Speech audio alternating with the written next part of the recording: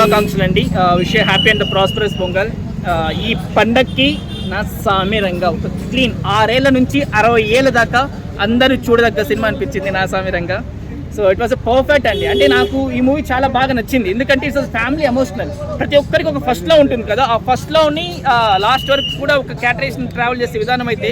So Vijay Binni the way he narrated that love story, the same time he blended the emotions and entertaining. ఒక action entertainer గా perfect గా చేశారు.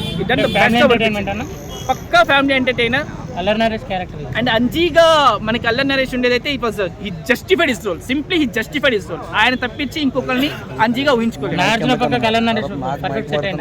అంటే ఒక ఇది కదా, అన్నగా ఉండేది కదా, అన్నకి అండగా ఉండే క్యాటరేషన్ కాబట్టి బాగా చేశారు. అండ్ రాజ్ తరుణ్ కూడా it was like perfectly suit అయిపోయింది. అంటే స్టోరీ అంతా నేరేషన్ జరుగుతూ ఒక యంగ్స్టర్ గా లవ్ గా ఉండేది పర్ఫెక్ట్ గా సూట్ అయింది. అంటే సంక్రాంతి సినిమాలో ఇది నిలిచిపోతుందా? ఖచ్చితంగా అండి. అంటే ఈ పండగ నిజంగా నా సామిరంగా, ఎందుకంటే ఇది ఆల్రెడీ ఒక సక్సెస్ఫుల్ సినిమాకి రీమేక్ కాబట్టి స్టోరీ అనేది చాలా బాగుంది. మంచి స్టోరీ ఉంది, ఎంటర్టైనింగ్ గా ఉంది. అట్ ద సేమ్ టైం 3 రోజులు జరిగే కాన్సెప్ట్ ఎంత స్టోరీ కూడా, భోగి, కనుమ, సంక్రాంతికి ఈ 3 రోజులు జరిగేది కాబట్టి అందరు ఫ్యామిలీ ఈ పండుగ ఖచ్చితంగా కనెక్ట్ అవుతారు. Thank you all and happy pongal.